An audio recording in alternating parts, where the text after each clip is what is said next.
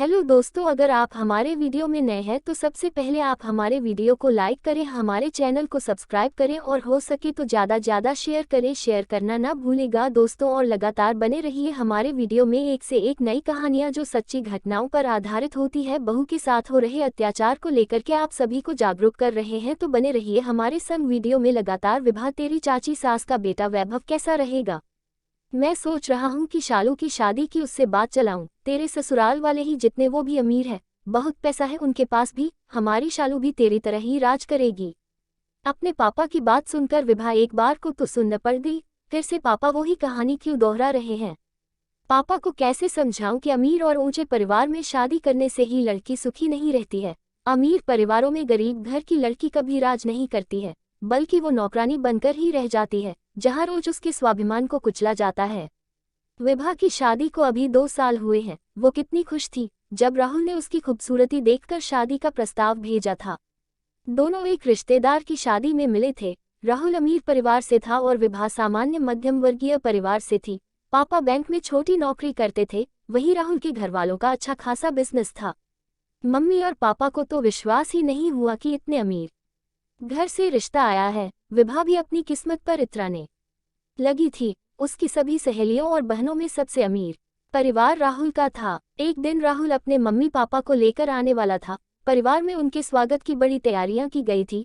रसोई में एक से बढ़कर एक पकवान बनाए गए थे। विभा के घर के आगे एक चमचमाती बड़ी सी कार आ रुकी थी। मोहल्ले के बच्चों के लिए ये एक अचरज था। वो बार बार इतनी सुंदर कार को छूकर भाग रहे थे और ड्राइवर बच्चों को कार छूने से मना कर रहा था। आज विभा के मम्मी पापा की मोहल्ले में नाक ऊंची हो गई थी। राहुल तो विभा को पसंद करता ही था, पर उसके मम्मी पापा उसका घर देखकर मुंह बना रहे थे, क्योंकि वो आलीशान नहीं था। उन्होंने राहुल को कोने में बुलाया और समझाया कि ये घर और ये लड़की तुम्हारे काबिल नहीं है, हमारे स्टेटस से जरा भी नहीं मिलती है। पर राहुल की जिद के आगे उन्हें झुकना पड़ा। विभा के तो पैर जमीन पर नहीं टिक रहे थे। अब बात तो पक्की हो गई और उन्होंने सगाई करने का फैसला किया। उस रात उसने पापा के चेहरे पर चिंता की लकीरें देखी थी। बेटी को बड़े घर में तो दे रहे हैं, पर उनके घर के हिसाब से अच्छा खर्च करना पड़ेगा। वो लोग तो कह गए हैं कि हमें कुछ नहीं चाहिए, पर ऐसा थोड़ी होता है। हमें भी तो अपनी नाक ऊंची रखनी है, वरना बाद में विभा को ताने देते रहेंगे कि मायके नहीं दिया। हम कर तो देंगे, पर फिर भी उन्हें कम ही लगेगा। हम उनके जितना तो नहीं कर पाएंगे। फिर अभी एक बेटी और है, सब कुछ एक पर लगा देंगे तो बाकी के लिए क्या रखेंगे? मम्मी ने भी समझाया। सगाई वाला दिन भी आ गया। विभा के लिए डायमंड के 4 सेट, 2 सोने के सेट, महंगी साड़ियां और साथ में अच्छे वाले सूट, ब्रांडेड मैचिंग पर्स, सूखे मेवे। राहुल के घर वाले काफी कुछ अपनी होने वाली बहू के लिए लाए थे। विभा की ओर से राहुल को सोने की अंगूठी पहनाई गई और उसके घर वालों को कपड़े पहनाए गए।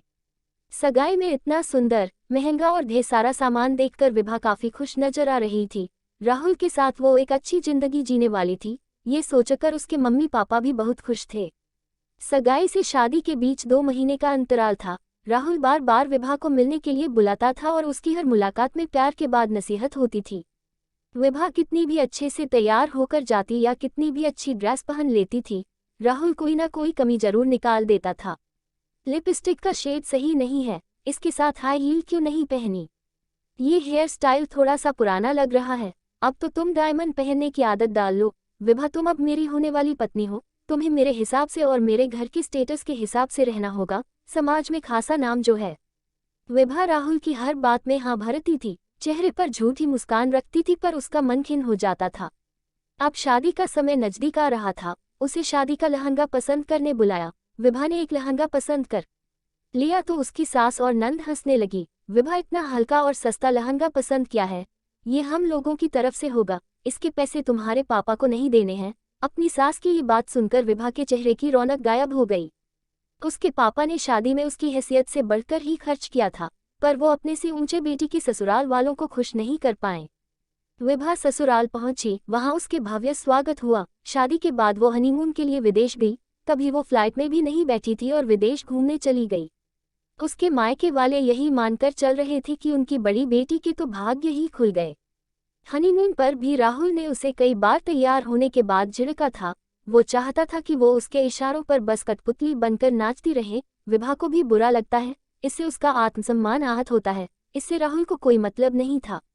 उसने ससुराल में आकर सबको हर तरह से बहुत खुश करने की कोशिश की, पर हर बात पर उसके मायके वालों को ताना दिया जाता था।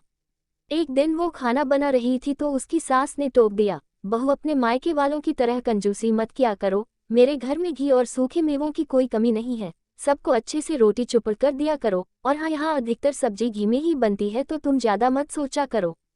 कभी दूध दही पर टोक देती थी, ये क्या बहू, मेरे बेटे का गिलास दूध से पूरा तो भरो, तुम्हारे मायके वालों की तरह कम दूध पीने की हमें आदत नहीं है। उसके मायके से त्योहार पर कोई भी मिठाई आती थी तो वो मिठाई सीधे ड्राइवर या माली को दे दी जाती थी। हमारे यहाँ पर इतनी हल्की मिठाई कोई नहीं खाता है, और हाँ ये तेरे मायके वाले हर त्योहार पर इतने हल्के कपड़े क्यों भेज देते हैं, हमें तो घर के नौकरों को देने में भी शर्म आती है। विभा हर बार अपमान के घूंट पी लेती थी और इन बातों पर राहुल की चुप्पी उसे और भी तोड़ देती थी। एक बार उसको सबके साथ शादी में जाना था तो उसने अपने मायके से मिली लाल साड़ी पहन ली तो उसकी सास गुस्सा हो गई, ये क्या गंवारू साड़ी पहन ली, हमने इतनी महंगी साड़ियाँ दी थी, वो क्यों नहीं पहनी, हमारे साथ जा रही हो तो हमारे जैसा ही पहनना होगा। वो कुछ कह नहीं पाती थी, अमीर लोगों की अमीरी देखकर अब उसे कोफ्त होने लगी थी। कोई बात पसंद नहीं हो तो प्यार से भी समझाया जा सकता है, हर बात में मायके वालों को ताना देना और बेवजह तुल तो नहीं है। कुछ दिनों बाद उसके मायके में शादी थी तो उसने सास से पहनने के लिए गहने मांगे ताकि वो पहन सके, पर सास ने उसे केवल सोने का एक सेट दिया तो उसका चेहरा उतर गया। अब ऐसे क्या देख रही है, अरे डायमंड के सेट तो नहीं दूंगी, तेरे मायके में तो किसी के पास डायमंड की अंगूठी भी नहीं होगी, इतने महंगे डायमंड सेट देखकर तेरे मायके वालों की नीयत खराब हो गई तो इसलिए तू सोने के ही गहने पहनना। विभा रोज रोज किसी ना किसी बात पर अपमानित होती थी, उसे लगता था कि राहुल शौकीन था, उसे मैं पसंद आ गई और मुझे लाकर उसने सोने के पिंजरे में हमेशा के लिए कैद कर दिया है। वो अपनी मर्जी से कुछ भी नहीं कर पाती थी, अपने देख वो किसी को बता भी नहीं पाती थी। उसके मम्मी पापा अमीर घर में शादी करके खुश थे, उन्हें लगता था पैसा होगा तो उनकी बेटी सारे सुख खरीद लेगी, पर ऐसा नहीं था। धीरे धीरे 2 साल निकल गए और उसको अब इन सब की आदत हो गई थी। उसकी छोटी बहन भी अब शादी के लायक हो गई थी। पापा उसके लिए लड़का देख रहे थे, पर वो नहीं चाहती थी कि उसकी बहन भी उसकी तरह सोने के पिंजरे में बंद हो जाए। पापा मैं शाम को घर आती हूँ, ये कहकर उसने फ़ोन रख दिया। शाम को सास ससुर क्लब हाउस गए थे और राहुल फैक्ट्री गया हुआ था तो वो भी मायके चली गई। उसे उसकी मम्मी ने गले लगा लिया और छोटी बहन शालू भी आकर उससे लिपट गई। पापा मैं तो यही सलाह दूंगी कि आप शालू की शादी मेरे देवर से मत कीजिए, चाची जी भी हमारी तरह ऊंचे खानदान की है। हाँ ये तो अच्छा है, वो भी तो ऊंचे खानदान की है, शालू भी तेरी तरह अपने घर में सुखी रहेगी। पापा और लड़की वालों की तरह भी आप अपनी बेटी की शादी अपने से ऊंचे और रईस खानदान में क्यों करना चाहते हो? जरूरी नहीं है जहाँ पैसा हो वहाँ आपकी बेटी को भी सुख मिलेगा। रिश्ते तो बराबरी वाले में ही अच्छे लगते हैं, अमीर घरों में गरीब घर की बेटी सुखी नहीं रहती है। आप शालू के लिए उसकी बराबरी का कोई अच्छा सा लड़का ढूंढे जिसे कोई बुरी लत नहीं हो, जो हमारी शालू को प्यार और सम्मान से रखे, जो शालू की कद्र करे, जो भले ही ज्यादा अमीर नहीं हो पर उतना तो कमाए कि जिससे आपकी बेटी के चेहरे पर एक सच्ची मुस्कान बनी रह सके। पापा बेटी को सुख पैसों से नहीं मिलता है, बेटी को सुख पति के प्यार से मिलता है, जो उसे वैसी ही स्वीकारे जैसी भी वो है, उसे बदलने की कोशिश ना करें।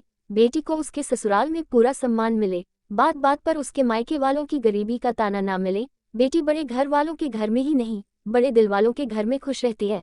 पैसे वालों को बेटी देने से पहले पूरी जांच करनी चाहिए। बेटी तो खुद ही इतनी अनमोल होती है कि उसकी खुशियों को पैसों से कभी मत तोलिए। विभा की बातें सुनकर उसके मम्मी पापा को आश्चर्य हो रहा था, क्योंकि विभा फोन पर हमेशा कहती थी कि वो बहुत सुखी है और आज वो अपनी ही छोटी बहन की शादी अपने चचेरे देवर से नहीं करवाना चाहती है।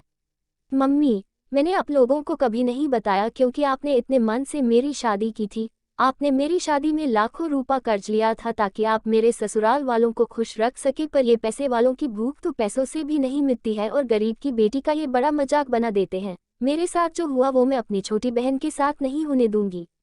इन 2 सालों में मैं ये समझ नहीं पाई कि अमीर पैसे वालों की बहू बनकर मुझे क्या मिला है। रोज ही तिरस्कार और उपेक्षित रही, मायके वालों के लिए ताने सुनती रही। मेरी हर बात को उन्होंने पैसों से तोला, कभी मुझे लगा ही नहीं कि मैं उस घर की बहू हूँ। असली सुख महंगी साड़ियों, डायमंड के जेवर या ब्रांडेड कपड़ों से नहीं मिलता है। उसने अपनी सारी बात अपने मम्मी पापा और बहन को बताई तो सबकी आंखें भर आई थीं। आखिर उनकी बेटी को क्या क्या ना सहना पड़ा। सब मेरी ही गलती थी। मैंने सोचा था मेरी बेटी उन पैसे वालों के घर में राज करेगी, पर उन्होंने तो मेरी बेटी को जरा भी इज्जत और प्यार ना दिया। 2 सालों से ये ना जाने क्या क्या सहती आ रही है और हमें देख न पहुंचे इसलिए कुछ बताया भी नहीं। विभा के पापा ने खुद को कोसा। विभा सिसकते हुए बोली, कोई बात नहीं पापा, जो मेरे साथ हुआ वो हो गया, पर आप शालू की शादी अपने ही बराबरी वाले घर में करना। और मैं तो ये कहती हूँ कि अगर लड़का अच्छा कमाऊं और संस्कारवान हो तो गरीब घर में भी शादी करने से हिचकना मत, कम से कम वहाँ अपनी शालू को प्यार और सम्मान मिलेगा। पैसे वाले अपने से छोटे घर से आई लड़की को पैरों तले दबाकर रखते हैं और गरीब लोग अपने से बड़े घर की लड़की को सिर आंखों पर बैठाकर रखते हैं। मैं तो ये भी कहना चाहूंगी कि शालू अभी बहुत ज्यादा बड़ी भी नहीं हुई है, इसे 1-2 साल का समय दीजिए, ये अपने पैरों पर खड़ी हो जाए, फिर ये अपने लायक अपनी बराबरी का लड़का ढूंढ लेंगी तो और भी ज्यादा सुखी रहेगी।